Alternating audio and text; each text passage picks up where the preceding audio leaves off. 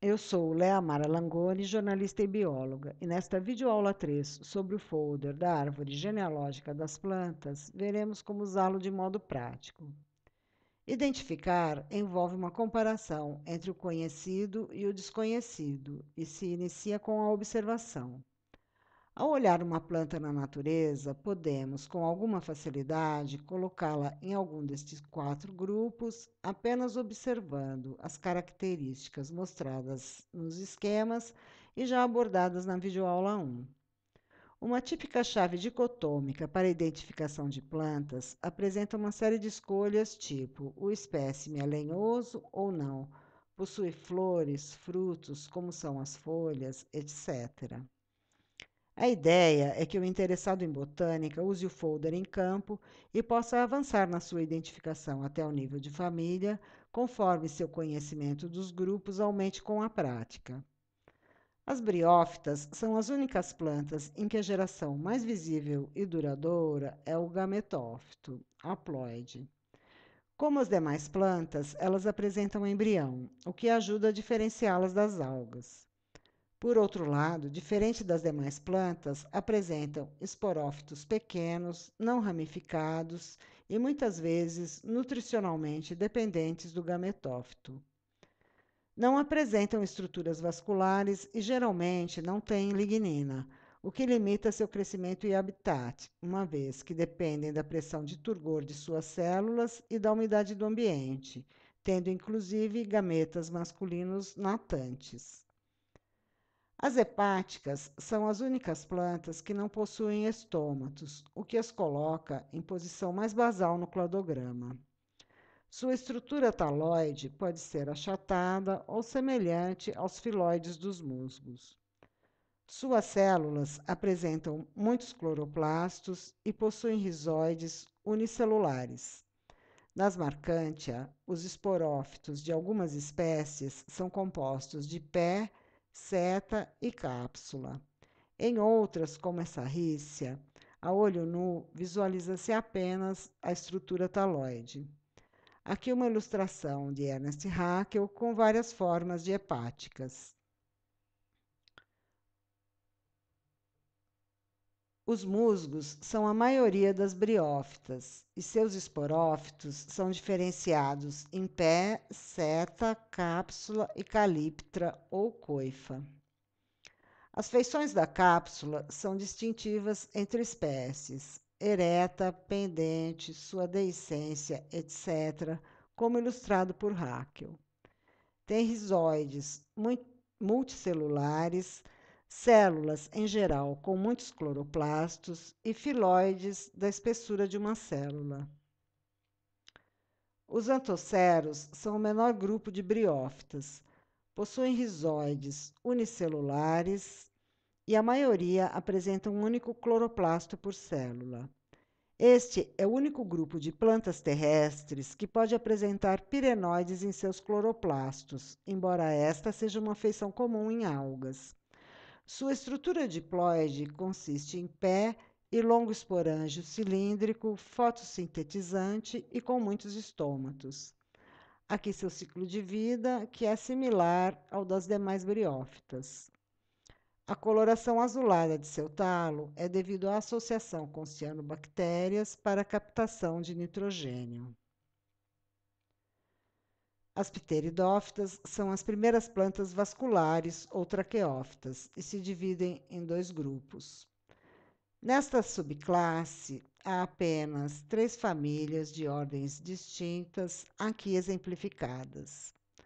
Selaginelas helicopódios, superficialmente, parecem musgos, mas são muito diferentes deles.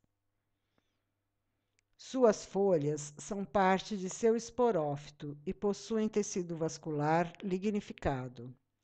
Este é um dos grandes avanços evolucionários nas plantas, a mudança de estado gametofítico dominante para esporofítico dominante, a ser plenamente alcançado pelas plantas com semente ou espermatófitas. Monilófitas é um grupo de subclasses aqui listadas. A cavalinha é um exemplo da única família da primeira subclasse e apresenta estrutura reprodutiva chamada de estróbilo.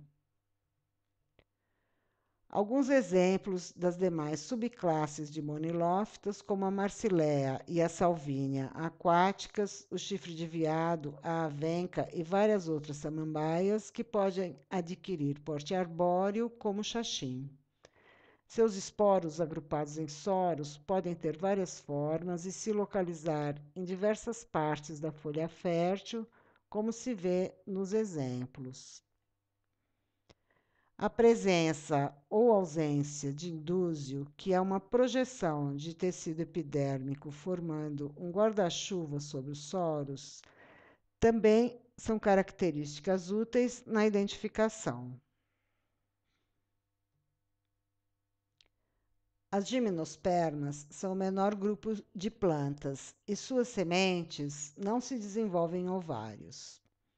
O estado esporofítico dominante permite que o indivíduo, com o dobro de genes, possa, evolutivamente, gastar energia para proteger o gametófito, que não precisa mais ser de vida livre. O grão de pólen protege o gametófito masculino, mas precisa ser levado pelo vento ou animais e pode demorar anos para alcançar o óvulo. Bem como a semente, que protege e alimenta o embrião, demanda muita energia do esporófito. Por isso, suas sementes são grandes e sua formação pode levar até 4 anos. A ginkgo biloba é uma espécie relictual, única representante de sua subclasse. Ela é fácil de identificar, tem porte arbóreo e folhas bilobadas, como diz o nome. Ela e a cicadide são as únicas espermatófitas que apresentam gameta masculino natante, como as briófitas e pteridófitas. Os pinheiros ou coníferas apresentam sementes em cones ou pinhas e são, em geral, arbóreas. Seus grãos de pólen possuem bolsas de ar que favorecem a dispersão pelo vento. As Guinetidae representam 3 famílias em 3 diferentes ordens e já apresentam sementes coloridas, visualmente parecidas a frutos de muitas angiospermas. Esta espécie, endêmica do deserto da Namíbia, é polinizada por moscas e hemípteros, mesma ordem do barbeiro, percevejos, cigarras e cochonilhas. E esse foi um grande salto para a derivação das angiospermas, que são cerca de 90% das espécies conhecidas. A coevolução com insetos polinizadores. As angiospermas estão organizadas em 3 grupos principais e na videoaula 1 já falamos de suas diferenças básicas. As eudicotiledôneas apresentam variações de pólen tricolpado ou com 3 sulcos ou aberturas, enquanto que os das basais e monocotiledôneas é geralmente unissulcado. O pólen é característico por espécie e é um dos elementos de identificação. Mas muitas estruturas podem ser visualizadas a olho nu, como caules, raízes, folhas, frutos, estruturas diferenciais como espinhos, gavinhas, hábitos, simbioses, etc. Os exemplos não estão identificados para você testar seu conhecimento. A principal é a flor, estrutura típica das angiospermas que protegem seus óvulos em ovários que vão maturar em frutos e proteger as sementes. Seu pólen ou gametófito masculino é composto de 2 células, protegido em sacos polínicos nas anteras. O feminino contém 7 células, além de outras inovações, como a formação de endosperma triploide, que é o alimento do embrião. A conformação da corola, que é o conjunto de pétalas, bem como do perianto, que é o conjunto de pétalas e sépalas, são fundamentais na identificação, bem como o tipo de inflorescência, posição do ovário, dentre outras. Algumas características diferenciadas definem grandes táxons, como a distribuição acíclica das magnoliáceas, as espiguetas das gramíneas, o labelo e coluna das orquídeas, a espata nas inflorescências de aráceas e as flores em capítulo das asteráceas. As cerca de 300 mil angiospermas estão agrupadas em 414 famílias.